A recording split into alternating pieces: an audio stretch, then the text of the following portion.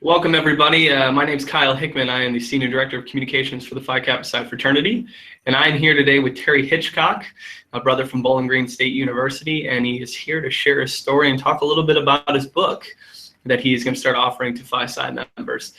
So we've got a really interesting interview ahead of us, and I will start by giving Terry a chance to introduce himself and talk a little bit about why we're here today. Yes, hi. It's a real pleasure to do this. I found my life kind of exciting. Started in my childhood with a pretty bad upbringing. I was in part of a street gang, broken homes. It was pretty tough. And so when I speak to people all around, actually all around the world now, I find that I have a relationship with them that is kind of special. When I came to Bowling Green State University, I really found that my upbringing and my immaturity actually really was going to be tested. When I joined Phi Kappa Psi, a lot of the brothers took me and kind of showed me what life really was all about. I grew up right in front of my fraternity, basically. I learned about life. I learned about the things we should do in life, giving back, making differences. It was very special. It was a very special time in my life. I saw the good in life. I saw the things that we should all be doing to help others and to give back. And so that was the basis of my life changing to a point where throughout the remainder of actually my life to the present time, and because of Phi Kappa Psi, I've learned how to give back, how to make a difference, how to change people's lives, and to give them guidance based on what I've been through. Awesome. And so my next question for you, Terry, would be, you went to Bowling Green, you joined Phi Psi, you did all kinds of things while you were at the university. Following graduation and leading up until now, would you mind giving us a little bit of an idea of what you've been doing professionally since then? So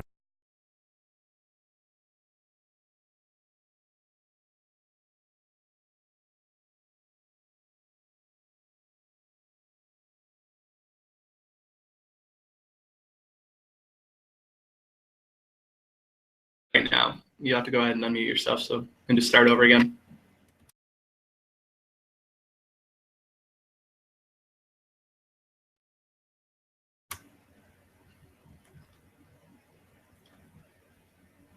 Hey Terry, you're I'm sorry, can you hear me okay now?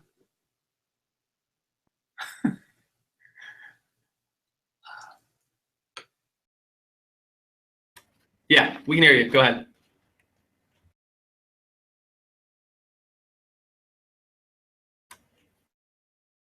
Nope. Yeah.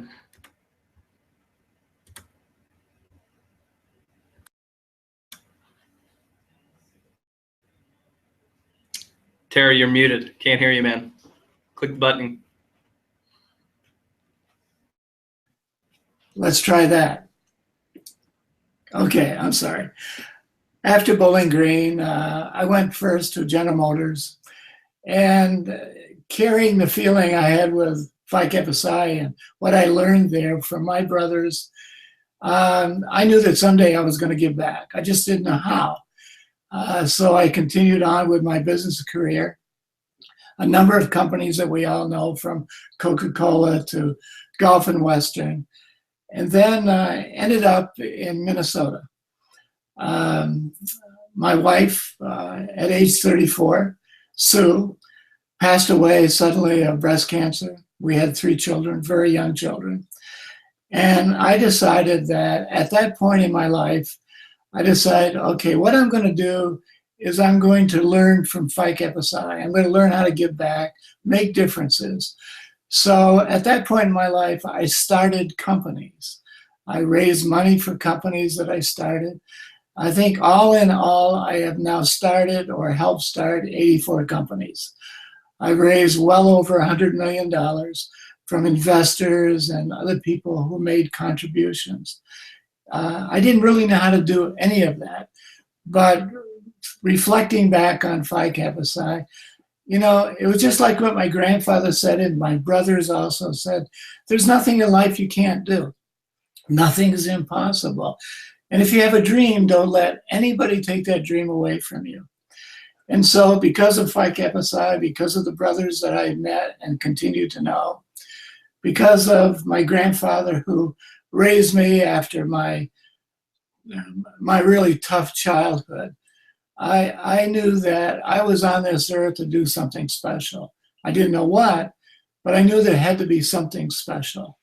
And my grandfather every day said when he was raising me, there'd be nothing in life that I can't accomplish. Absolutely nothing.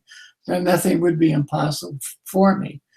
So with that theme, I began to figure out, what is it that I'm supposed to do? What can I do? What is that impossible that I can make possible? And so I think that leads really well into talking about your own experience and what brought you to write this book and turn into a documentary and a film and all these different pieces. You've mentioned that you're. Tell us a little about how you.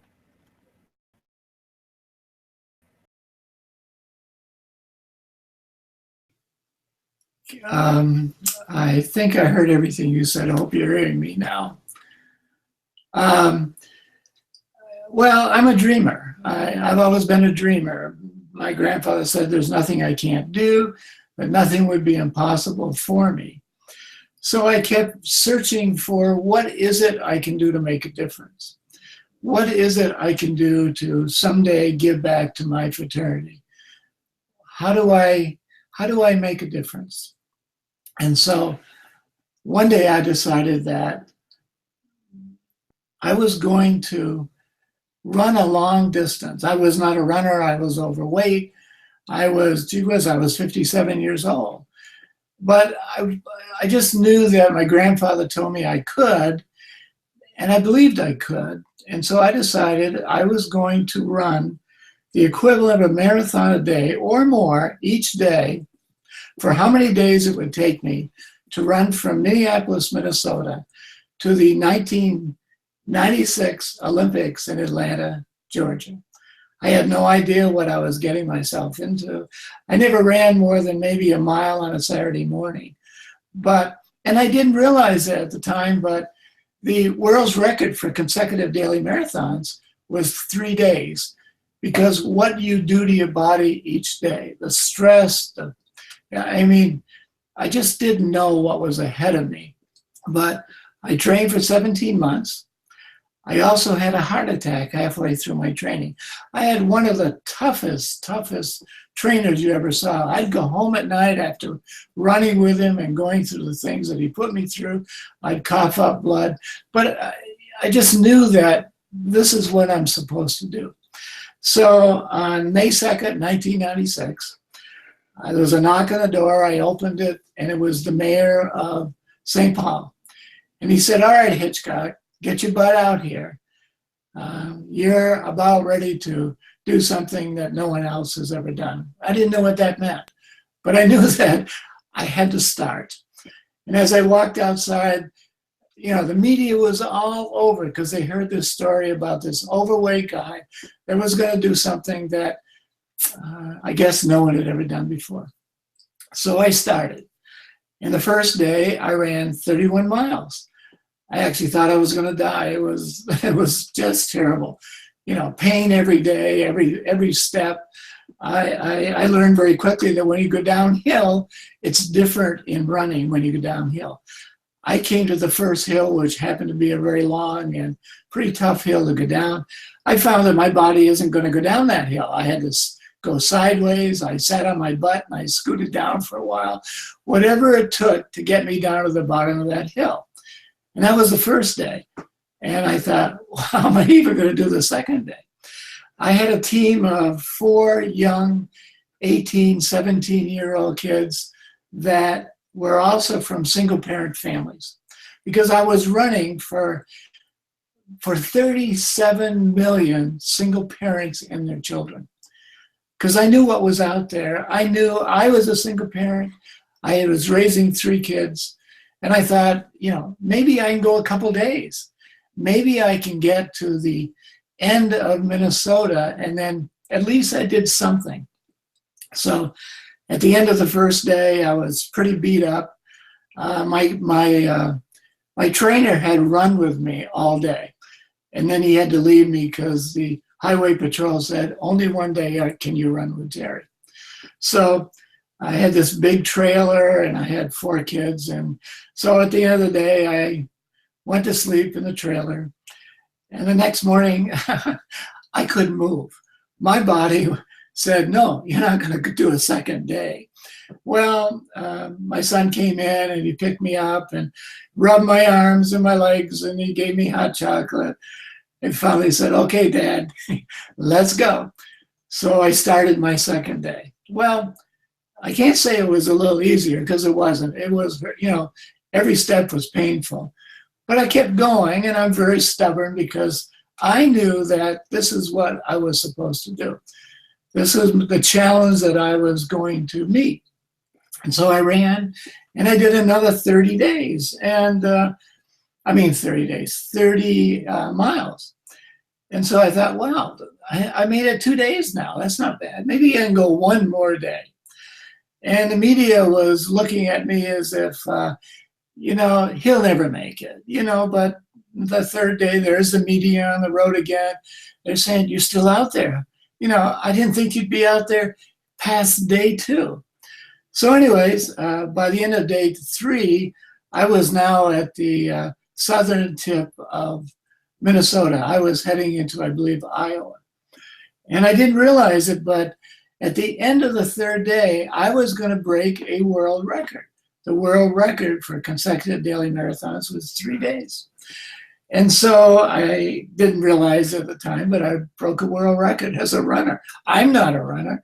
I ran a mile every Saturday morning. That was it. So continued on. Every day was unlike any other day. You would meet people on the road who would hug you and say, maybe I can do something with my life. There were some unbelievable days. For example, some of my very special days. One day I was in Kentucky running. I call it running. You might call it jogging slowly. But I was running, and something was coming out of the woods. And I kept looking at it to my left, and it was backing out. And it was kind of big, and it was kind of dark. And it turned around, and it was the biggest bear I've ever seen. Now, people say, well, was it running behind you? And I would say no. Was it running ahead of you? And I would say no.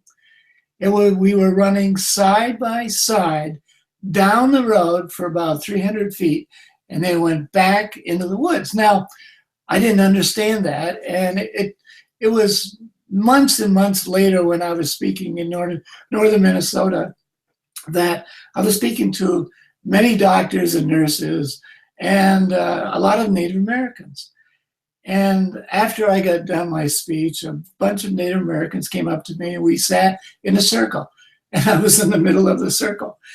And they explained to me what that was all about. They said, Terry, in our culture, the bear means direction, faith, hope. And it was giving you guidance. It was telling you that you can do it. It was giving you the courage that you need for what was ahead. And then it left you and went back into the woods. And it took me a while to kind of comprehend what that meant. But I know it's true, because every day I would push my body way beyond what most people do. It was almost 7,000 calories a day that I was burning up. It was really tough. Another story that means so much to me is NBC one day was following me all day long. And I had to look like a runner. And by that time, my body was so beat up. Every step was painful, but I had to smile. I had to run a little faster because they were following me with their white truck with NBC on it. And I was about 35 miles north of St. Louis. So we're heading towards St. Louis, and pretty soon I'm now in the city of St. Louis. In every other block, there's the big white truck waiting for me as they were filming. So at one point, they stopped me on the street and they said, "Look, Terry, we'll meet you down at the arch." And I said, "Well, why don't you go with me all the way?" And it was very strange how they answered. They said, "No, no, no, no, we'll meet you at the arch." It was kind of strange, but I was, by that time, couldn't think really clearly. I just knew where I was running. And so finally they left, and I kept going on the path that I knew I had to take. And pretty soon, as I'm going through the city, I'm now in a part of the city where on my right was a burned out car, and the left were a couple burned out cars, boarded up windows, buildings that were, falling down, an obvious street gang on my right, and they're clapping and thumbs up. And I've got about 20 or 30 kids behind me as if I'm the Pied Piper. And mothers are coming out of these dilapidated old buildings and hugging me and telling me that, thanking me for what I'm doing. And fathers would come out, they'd shake my hand, and some would have tears in their eyes. And I had no idea where I was. And so I continued my run through this part of the city. And all at once, 200 or 300 people, I don't know the number anymore, but they encircled me. It was a circle where I'm in the middle, and I couldn't get out of it. I just stood there, and all these people had gathered around me. And this is right in the part of that city. And we had a town meeting. We didn't talk about my run. We talked about communication. We talked about leadership. We talked about working together. And this probably took place for at least a half hour. And then finally they opened up the circle, and I went through it, and I continued on my way down to the arch. So I get down to the arch, and here's the white truck, NBC on it. And I said to one of the camera guys, I said, "Hey, where were you guys back there?" And he looked at me and he said, with a straight face, he said, "Well, Terry, you were running through East St. Louis. Nobody goes into East St. Louis and comes out." And I've shared that story with hundreds of audiences, and those who know St. Louis acknowledge it, say, "Yeah, you shouldn't have come out." Because by that time, and when I started my run, I kind of packaged myself. And when I packaged myself, I didn't get a haircut for almost 2 years. I had long hair, I had a long beard, I had an outfit that was red, white, and blue with a big star on the front. So everybody knew me. And I realized that what I was experiencing in East St. Louis, most of our politicians have never experienced that. I saw the heartbeat of this country. During the whole run, not only the heartbeat of the country there, but people would come to me and they would hug me and they would say, "Come into my house. I want you to see my family," or "Come into the school or the college." Every Sunday, after day 30, when my team quit, and the only team member who stayed with me was my oldest son, Christian. And every Sunday, we had this game of, as I'm running on that Sunday, the first church that we would find, we would go to that church and convince the pastor, the minister, whoever, that we were going to give the sermon. And every day, every Sunday, we gave the sermon. We gave the sermon about never giving up, that life is important. And part of life is to give back and to make differences and to share. And so that was a very important part of my life. When I got back home, I decided that, okay, I've done my part. I've tried to make a difference for 37 million people. And so I went on with my life. And as I went on with my life, I decided I was going to write my memoirs, because I have done a lot in my life very quietly. I'm not someone who says, "Yay, Terry," but I decided I was going to write my memoirs. I was going to write a book just for my kids, and I was going to call it A Father's Odyssey. And so I wrote this book, and it was for my kids. I gave them a copy of each.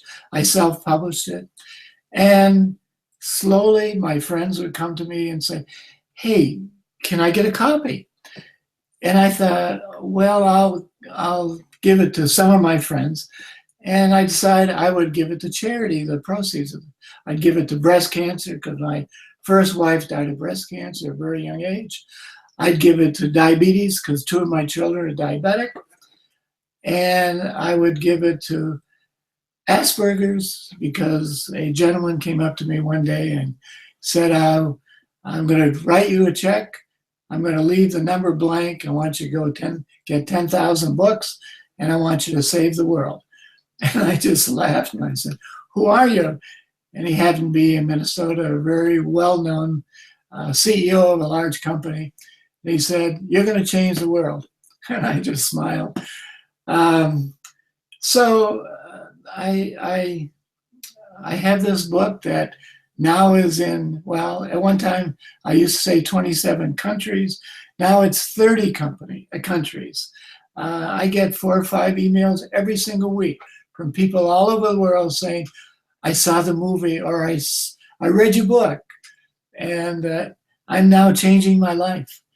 And I just mentioned the movie because Hollywood now came to me and they had read the book and they said, "We want to do a documentary." And they said, it's a story about the little engine that could. You shouldn't have been able to run 75 marathons in 75 straight days. No one had ever done it.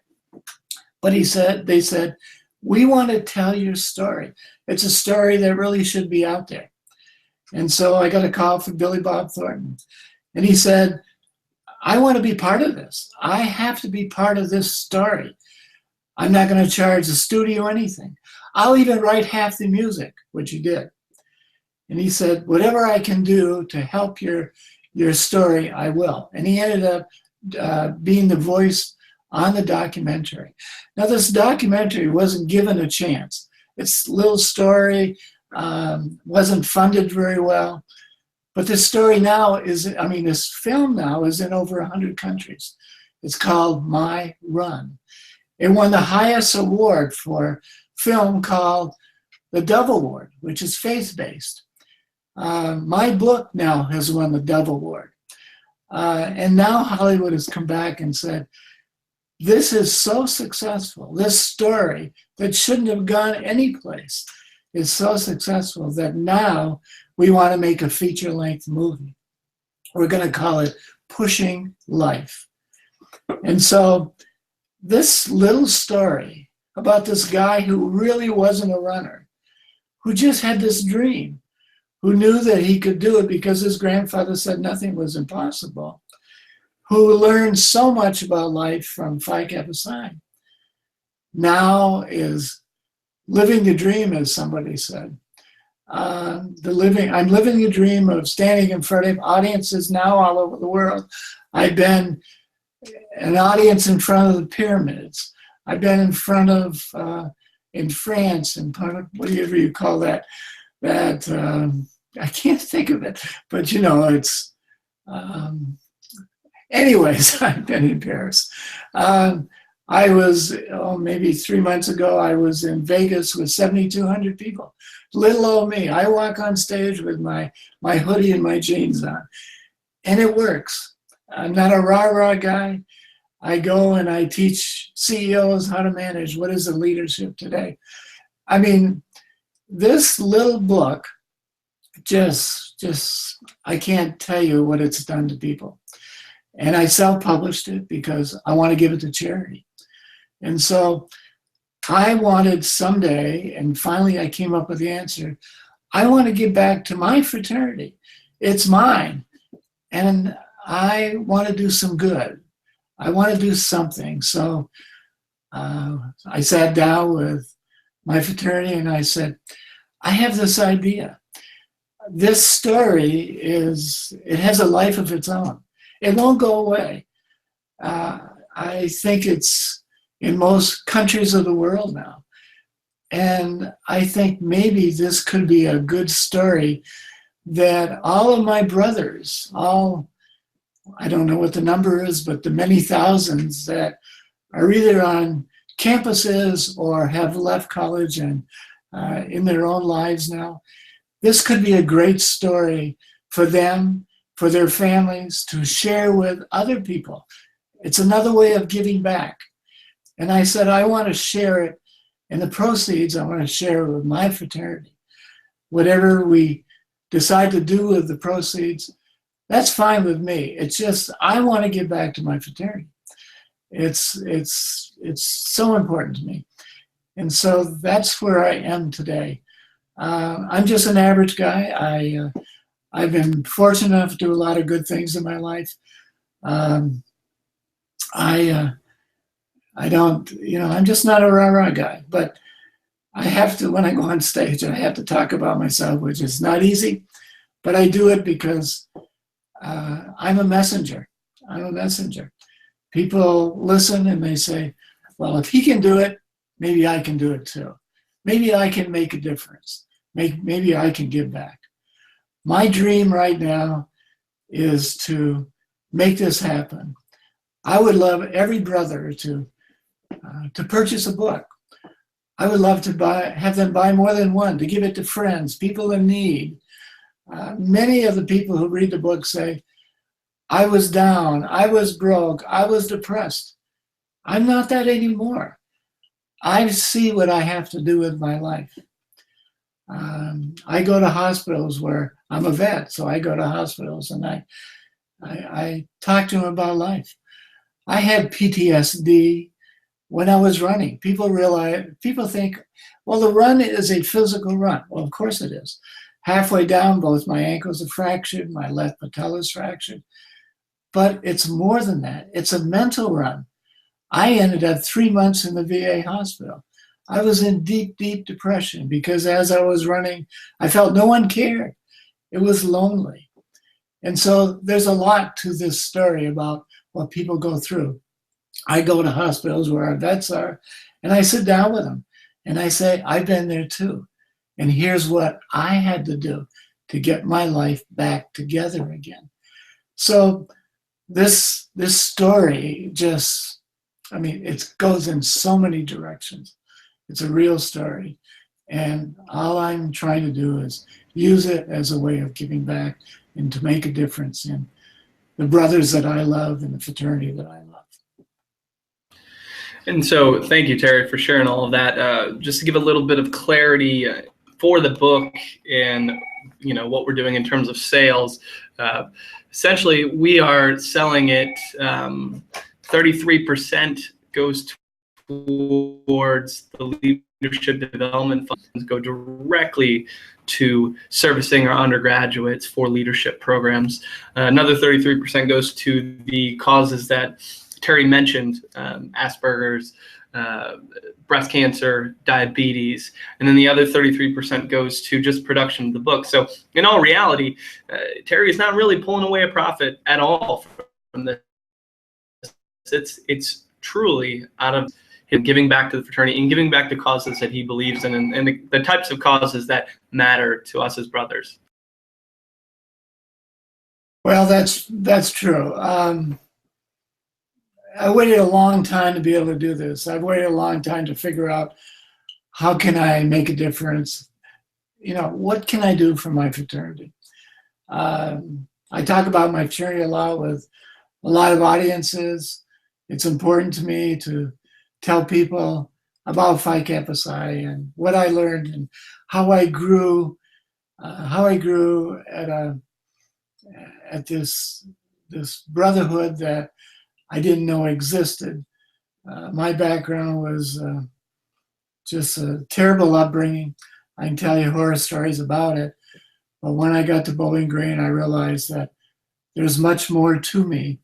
And I had many brothers who put their arm around me and said, let me tell you about what I learned about life. And so I had a lot of teachers. I had a lot of brothers who showed me the way, if you will. And so by experiencing that, I now am trying to do that with other people. And so for everyone listening to this, reading the transcription, whatever it happens to be, Terry's book will be available online on her website, and there'll be a direct link to the publisher's website. It's on demand. Wait a month to get your book. You order it even after that. But as Terry said, he wants us in the hands of as many brothers as we can get. And so see stuff on social, the link on the website. If you do get a chance to just test it out, give it a shot. If you love it, recommend it to other brothers, because at the end of the day, it benefits our undergraduate men and also some important. So I want to thank to Terry for going on this journey with us. Terry, I want to thank you for your time. Is there any lasting pieces of advice that you would want to give to just Phi Psis out there, whether they're undergraduates and... Well, I think I had to reflect back when I was being raised by my grandparents. As a young teenager, I would say to my grandmother many times, "I can't do that, I can't do that." And she would look at me and she would say, "Can't never did anything." My grandfather would say every single day, he literally would say, "I just want you to know there's nothing in life that you can't accomplish, that nothing will be impossible, and that if you have a dream, don't ever let that dream go away. No one can take that dream away from you." And so I say that to all of my brothers, whether they're on campus, whether they're now out of school, whether in a job, whatever. There's nothing in life that you can't do. I proved that many, many, many times. You will see in the book, there's a number of people that we will all know who came to me and said, "You got to tell your story." And these are people you see on TV, in sports. These are my heroes, but I never knew them except watching them on the screen or TV or whatever. And they came to me and they said, "We heard about you. We heard about your story. You have to tell your story and share it." So when you see that book, you'll see a number of quotes from people who I'm sure, all admire.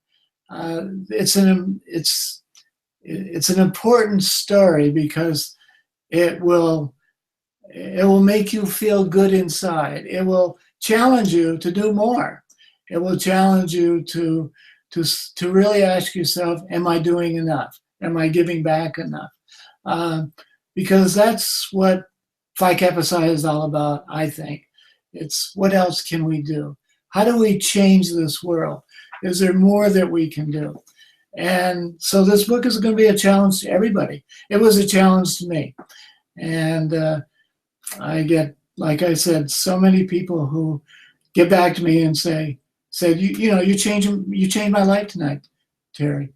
And I kind of smile because I just know I've changed many lives with my story. And I ask every brother to consider buying a book, buying some for friends.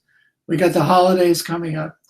Let's do our very best to give back by buying a book and knowing that the money is going to very special needs of our fraternity and for very important needs of people with diabetes and aspergers and breast cancer. And I just want to say, God bless everybody.